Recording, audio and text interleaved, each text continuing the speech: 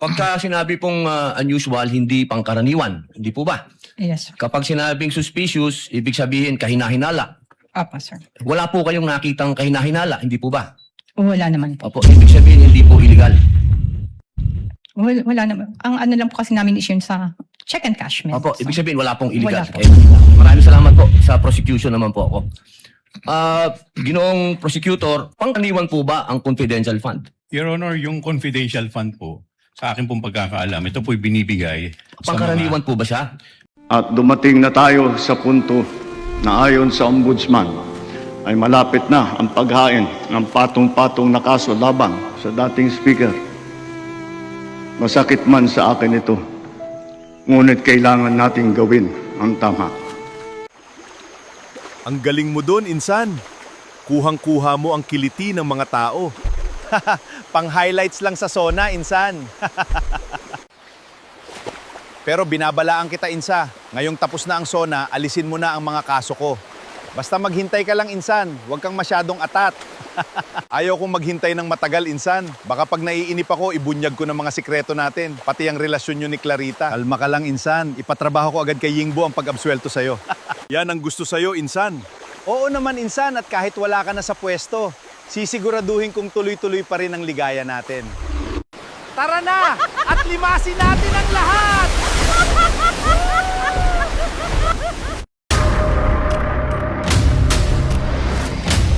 Bago tayo mag-umpisa, baka pwede nyong i-like ang video na to. Malaking bagay ang like sa aming mga content creators. Maraming salamat po.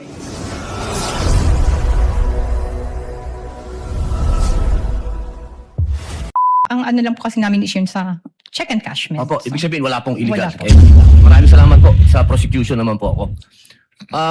Ginoong prosecutor, pangkaraniwan po ba ang confidential fund? Your Honor, yung confidential fund po, sa akin pong pagkakaalam, ito po'y binibigay sa Pangkaraniwan po ba siya na ibinibigay? Depende po sa mga government agency at saka So health hindi po siya agency. pangkaraniwan kasi depende. Tama po. Salamat po. Ito, unsolicited advice po natin to sa prosecution. Na 250 million na ang sambayan ng Pilipino dyan sa impeachment na yan. Utang na loob, galingan nyo naman. Mantakin nyo ho yun mga kababayan, 10 araw na ho tayong nag-i-impeachment. Hanggang sa ngayong mga panahon na to, wala pa rin ho silang napapatunayan. Take note ha, 250 million na ho ang nagagasta sa kaban ng sambayanan dyan sa impeachment na yan. At hanggang sa ngayong mga panahon na to, fishing expedition pa rin ho ang peg ng impeachment ni VP Sara dyan sa Senado. Isang like at sa subscribe. Masaya na ho tayo dyan at sa mga gusto sumali sa ating community, yung join button nandiyan lang ho sa baba. Ikalawang witness, nasa ika-10 araw ng impeachment trial nitong si VP Sara dyan sa Senado. Pakinggan ho natin ang pagpupresenta nitong si Joel Chua. Representative Chua, your witness, you may proceed when you're ready with your offer. Thank you, Your Honor. Your Honor, we are offering the testimony of Miss Nenita Camposano to prove Mali ng klase itong si Chua. Walang aksyon ngayong araw na to. Di kagaya ng mga naon ng impeachment, talagang daming aksyon. the following, Your Honor. Number one, na si Miss Nenita Camposano ay isang retiradong empleyado ng Land Bank Department Branch from May 2022 to September 2022. Ay 24, Your Honor. Pangalawa, na si Miss Nenita Camposano ay dating Department Manager ng Land Bank of the Philippines DepEd Branch. Ikatlo, Land Bank of the Philippines DepEd Branch ang nagproseso ng encashment ng 3 tseke na nagkakahalaga ng 37.5 million pesos bawat isa. Ang lahat ay pinasok sa account ng Department of Education with the following checks details, Your Honor. Number one, Land Bank check number 0000000453 dated February 20, 2023 at payable sa isang Mr. Edward D. Fajarda for 37.5 million. Pangalawa, Land Bank check number 00000964 dated April 19, 2023, payable again sa isang Mr. Edward D. Fajarda for 37.5 million. Ikatlo, Land Bank check number 0000002250 dated July 11, 2023, payable sa isang Mr. Edward D. Fajarda for 37.5 million pesos. Ikaapat, na ang mga nasabing check, Your Honor, ay personal na iningcash ni Mr. Edward Fajarda bilang Special Disbursing Officer ng Department of Education noong February 22, 2023, April 26, 2023, at July 13, 2023. Kalima, bilang Department Manager ng Land Bank DepEd Branch, si Ms. Camposano ay personal na nakasaksi at nag-oversee ng pag-encash at pagtanggap ng pera mula sa tseke ni Mr. Fajarda. Kaanim, iba pang mga bagay-bagay na may kinalaman at mahalaga dito sa impeachment case na may kaugnayan sa Article 1 on confidential funds at may relasyon sa mga nabanggit. Malamya itong articles of impeachment na to, kaya pala paiba-iba sila ng plano. Malamyaho ito mga kababayan. Kaya pala inuna nila yung grave threat kasi yun ang pinakamadaling patunayan. Natapos na yung grave threat at lahat-lahat, wala pa sila napapresentang hitman. Hindi pa rin mapatunayan. Maging yung happy ng maging yung general, ano bang tawag kay Matibag? Maging itong si Matibag, di ba? Sumablay din siya sa kanyang testimonya. So ngayon, nandito na ho tayo sa confidential fund, pambihira. Ayun, yung trust at approval rating ni BP Sara, umaalago pa rin. For comment, Your Honor. Counsel for the respondent, Attorney Poa. Thank you and good afternoon, Your Honors. Your Honors, again, for the purpose of expediency, Your Honors, the defense is willing to stipulate on the checks as well as the details on the face of the check, which would be the dates. Ang gusto ko kasi ng mga taga-prosecution, i-drag itong na to hanggang till 2028 election. Yun ang gusto nila, pahabain. Ang prosecution, ang defense naman, yun ang gusto ng prosecution. Ang defense naman, gusto mapabilis ang pagtapos itong impeachment na to kasi sa tingin ko nahihiya na rin itong mga taga-defense, no? Mantakin nyo ngayong araw na to, ika-10 day, 250 billion na akong nagagastos natin. Di ba nakakahiya yun? Ang bihira. Payee, the signatures therein, as well as the dorsal portion, and that the checks were verified. It went through the teller and that they were approved, Your Honors. How about the qualification of the witness as to being able to identify the checks that she was the former department manager and worked at Land Bank from May 22, 2022 to September 2024? As the former branch manager, we are willing to stipulate as well as her ability to identify these checks, Your Honor. Thank you, Senator Judge Kiko. Senator Judge Risa Ontiveros is recognized for her interjections. You may proceed, ma'am, when you're ready. You have 2 minutes. Salamat po, Mr. Presiding Officer. Madam Witness, sabi niyo nga unusual na makapag-withdraw ng 37.5 million pesos in cash sa isang araw at karaniwan ay 10 million pesos. So halos isang kaapat lang nung halagang yun. Ano po yung naisip ninyo nung winidraw nila yung ganyang kalaking halaga? Wala naman po. Wala naman.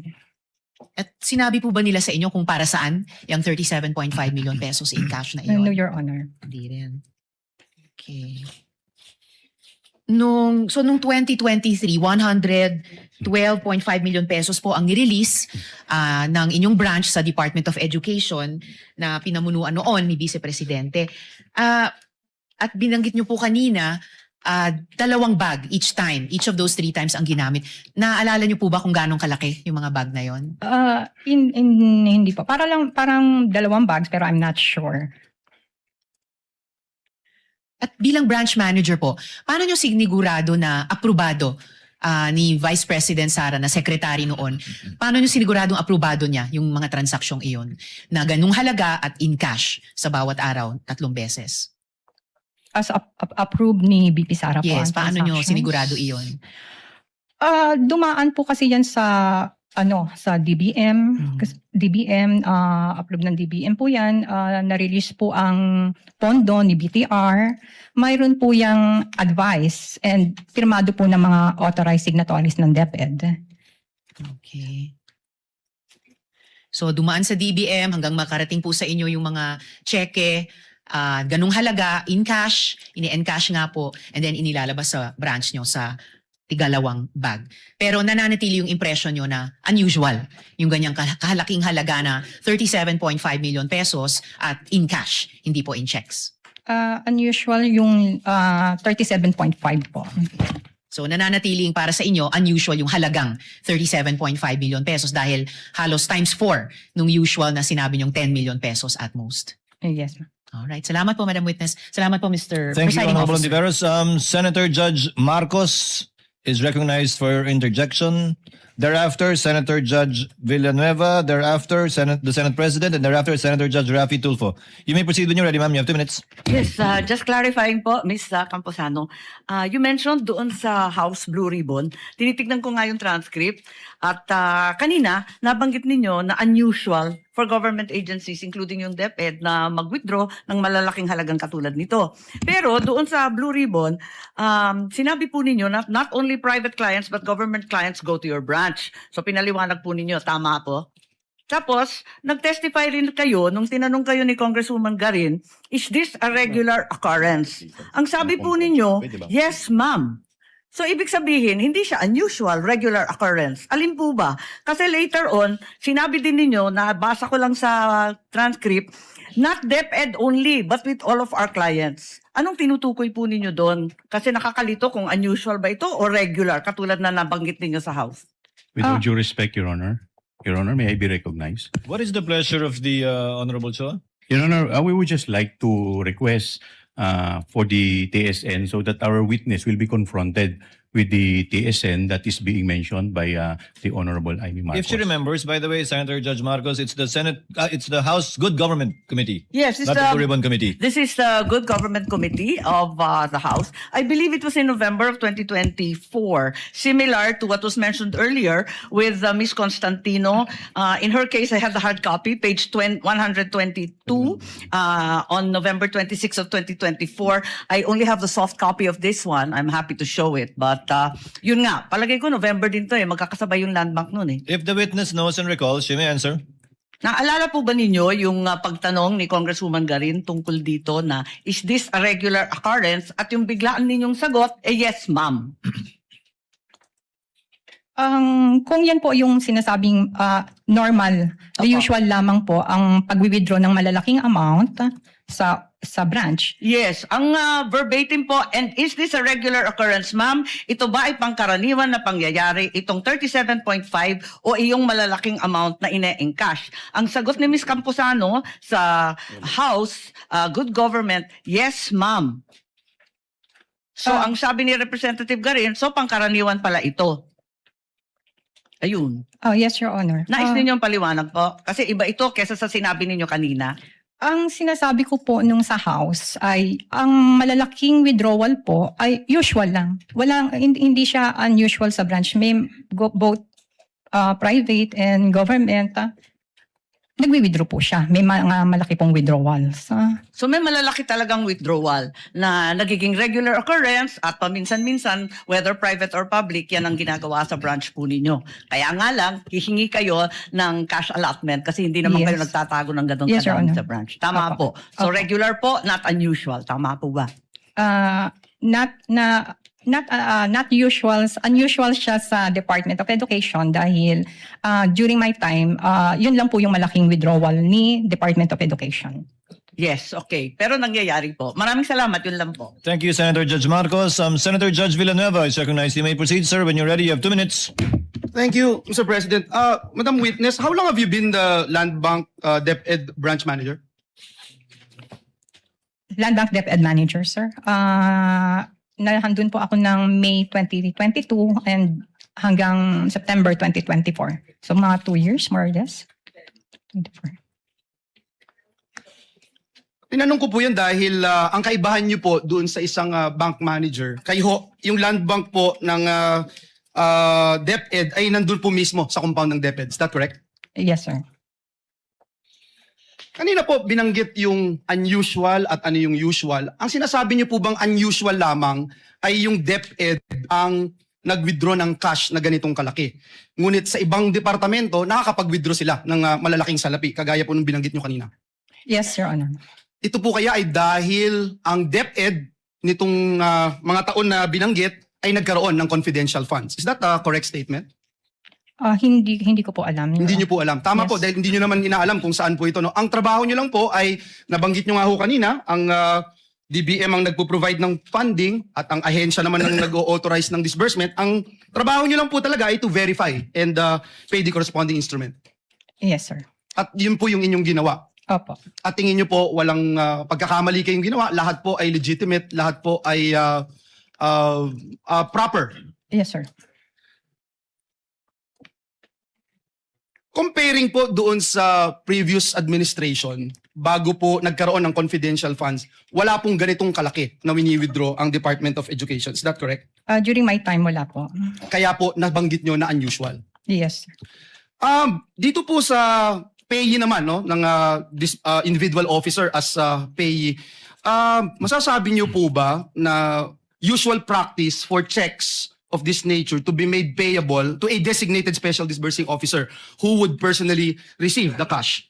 Nagbabago lamang po yung designated officer while the process remained generally the same.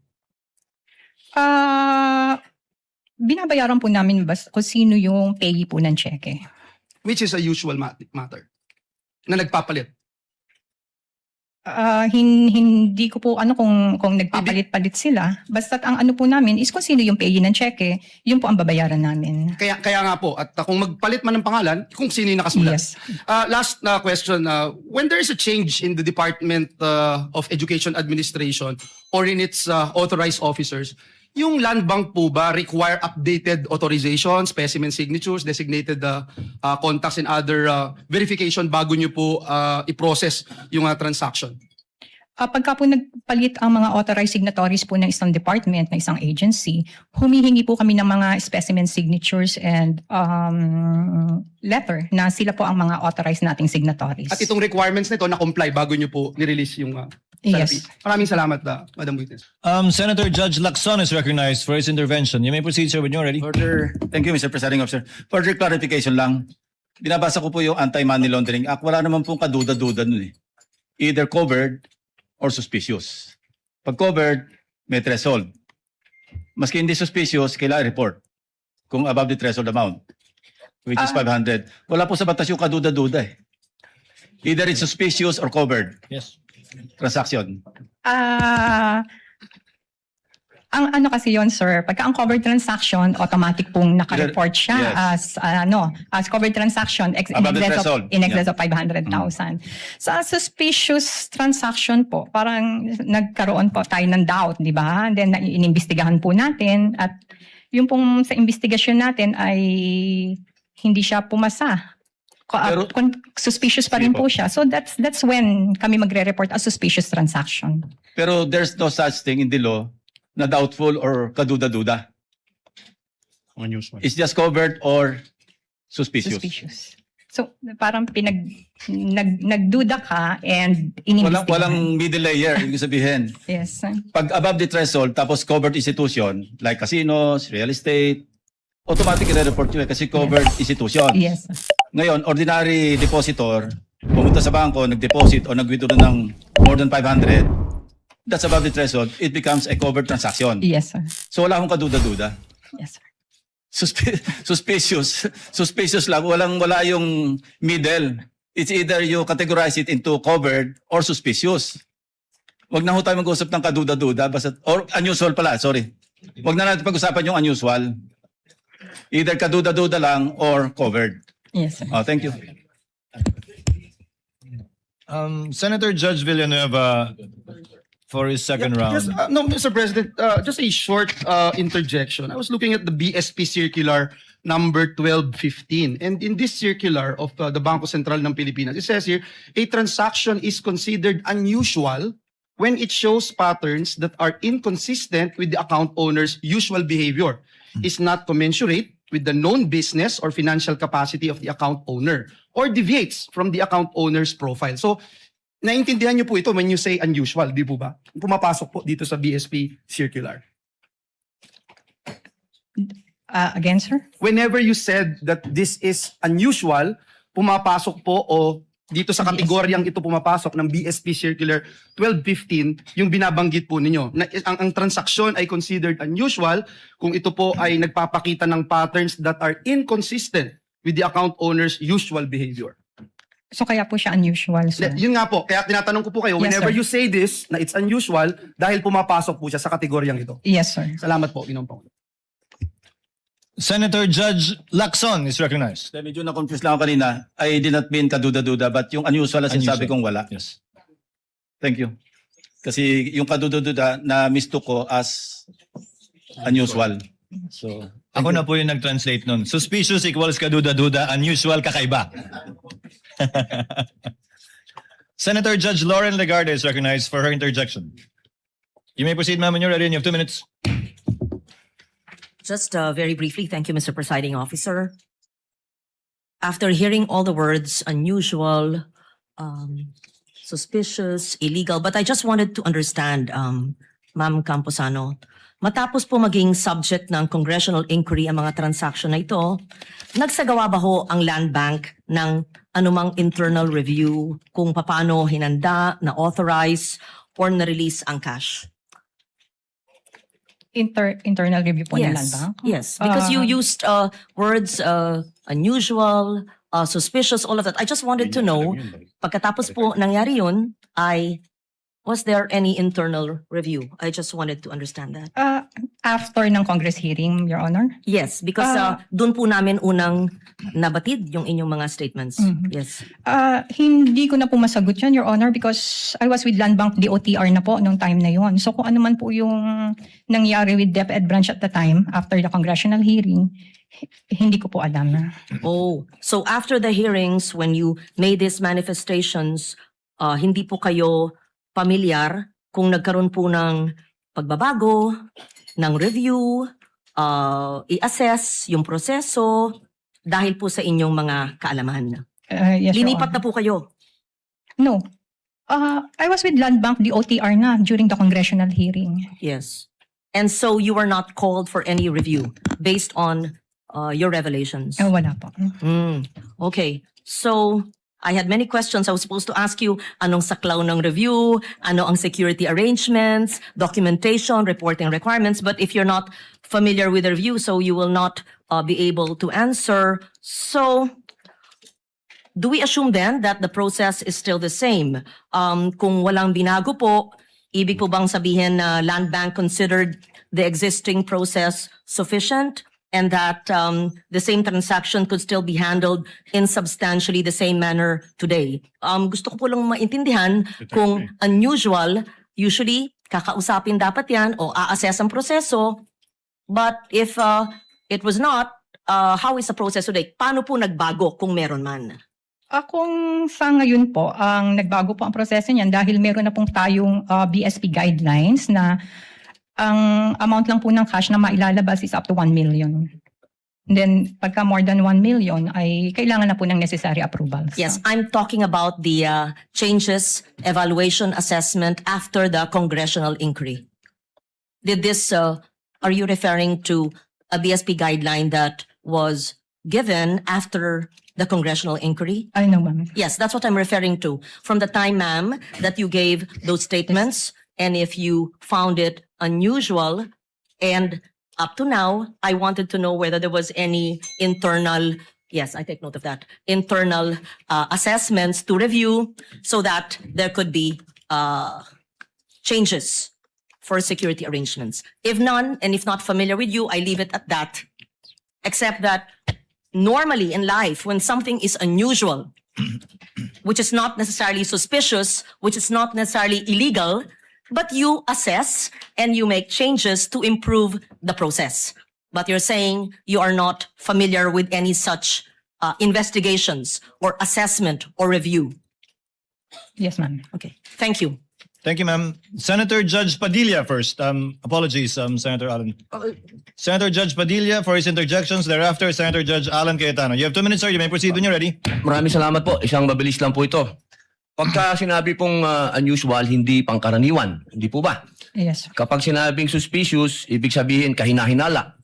Apa, sir. Wala po kayong nakitang kahinahinala. Hindi po ba? Wala naman po. Opo, ibig sabihin hindi po illegal. Wala naman. Ang ano lang po kasi namin is yun sa check and cashment. Opo, ibig sabihin wala pong illegal. Wala po. Kaya nakita. Okay, maraming salamat po. Sa prosecution naman po ako. Ginoong prosecutor, pangkaraniwan po ba ang confidential fund? Your Honor, yung confidential fund po, sa akin pong pagkakaalam, ito po'y binibigay sa Pangkaraniwan po ba siya na ibinibigay? Depende po sa mga government agency at saka So hindi po siya agency. pangkaraniwan kasi depende. Tama po. Salamat po. Thank you, Senator Judge Padilla. Senator Judge Alan Cayetano is recognized for his interjections. You have 2 minutes, sir. You may proceed when you're ready. I think most senators already clarified, but just a little bit more. Magandang hapon, Madam Witness. Good afternoon, sir. So, are you familiar with confidential or intelligence or discretionary funds? No, sir. Yeah. So, yung usual or unusual, depende kung saan ka naka-assign. Kasi for example, kung sa Malacanang ka naka-assign, and parating may intelligence funds ang Malacanang, and whether, I don't know how much they usually withdraw, whether it's 25, 50, 100. So if they always do it, then it's usual, right? Yes, sir. If they don't, if it's just a one time that year, oh, unusual, bakit suddenly, right? So whether it's you or the previous witness, ang tinatanong lang namin kung usual sa branch niyo. Di ba in your case kasi you've been assigned to different branches handling different agencies, but not all agencies have confidential funds. So yung pag tinanong sa'yo usual, you're just being honest kung again, kung if it's usual or not usual or unusual, right? Yes, sir. Or put it another way, di ba? If you're a kind of person that you love everyone, then I'm first time ko pumunta sa branch mo, I love Alan, then it's usual. Di ba? Sabi nga ni Tom Jones it's not unusual to be loved by you. Di ba? Kung yun yung usual. If you're the type of person naman that you don't like anyone, then suddenly I go to your branch, sasabihin naman ng mga tao doon, ma'am, medyo unusual, ba't mo nagustuhan siya? Di ba? So I think yun din yung isang tinaklarify ni Senator Tulfo, ni Senator Lacson, etc. na iba yung suspicious and covered kasi may legal implications yon. Yung usual, unusual, we're just trying to get to the truth of what's happening here. So the other point what I want to make is that, siguro sa prosecution ko na to itanong dahil we're all legislators here, Honorable Chua, no? Is it usual for DepEd to have confidential funds? Your Honor, I believe that this is the first time that Yes. DepEd received confidential Yes, funds. in fact, here in the Senate, in caucus, ako lang halos ang nag-object. I think 2 lang kami o 3. Ang sinabi ko nun sa chairman namin ng Committee in Finance, if the Vice President needs that amount, let's put it all in OVP, same amount na nire-request niya kasi at least dun usually naman talaga meron kasi nga, or pwede, kasi Vice President siya eh. And then kung siya ay nasa Security Council or kung siya ay nasa any law enforcement, ang argument ko nun, if you put it in DepEd, paano pag napalitan yung secretary? Will we continue it, etc.? So anyway, I just agree with the other senators here that as we go along, let's help the public understand the difference between covered, suspicious, and usual, unusual. Para lang walang conclusions that are made that are prejudicial to either the prosecution or the defense. Thank you. Thank you, Thank you, Senator Judge Cayetano. There being no other senator judges who wish to make interjections, Ms. Camposano, you are excused, ma'am.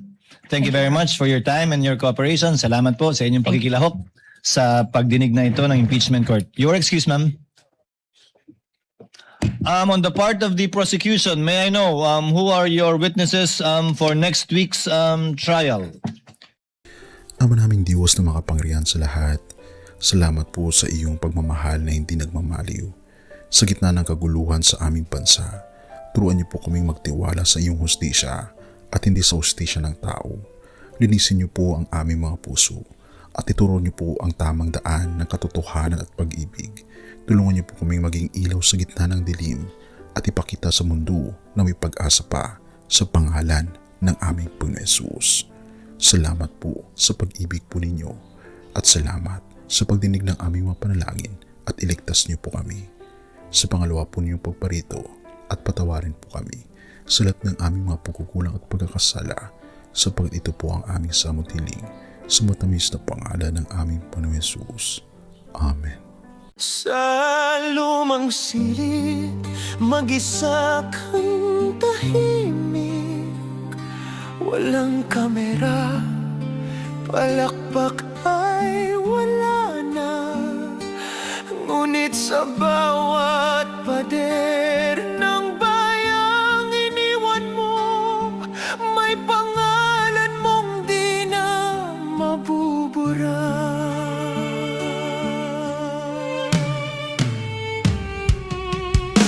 Minsan kang naging balikat ng mahihina, kalaban ng takot, kakampi ng masa. Di mo man laging nasabi ang tama, pinili mong ipaglaban ang madla. Hindi ka saktan gaya naming lahat, pero tumindi ka nang walang pag-atras.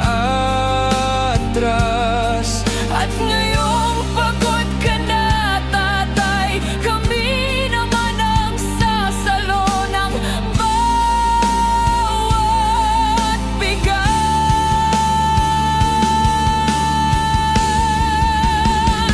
Hanggang sa dulo, ikaw ay mahal. Kahit papagod na ang iyong katawan, tatay, salamat sa iyong paglaban. Ngayon, kami naman hanggang sa dulo. Di ka namin iiwan. Ang kwento mo'y dala ng bayan.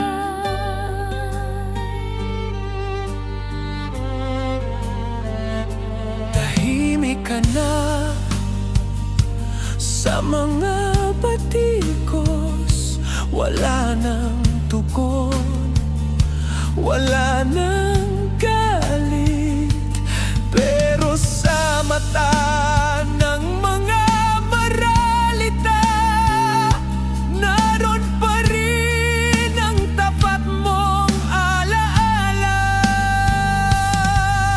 Marami mang di nakaintindi, marami pa rin ang di nakakalimot. At ngayong wala ka ng kapangyarihan, tatay, Ang magtatanggol sa'yo ay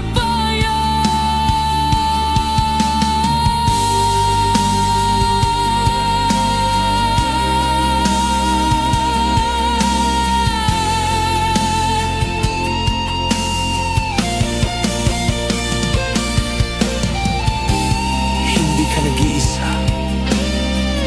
Kahit ngayon.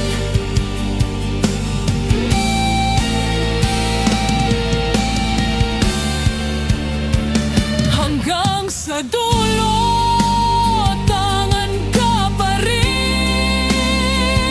Sa puso ng batang minsan mong pinakain. Hanggang sa dulo, di ka nag-iisa. Ang dasal ng bayan ay sa'yo pa rin. Tatay, kami naman ang lalaban sa ngalan mo, sa alaala mo. Hanggang sa dulo. Dalangin ka ng puso ng masa.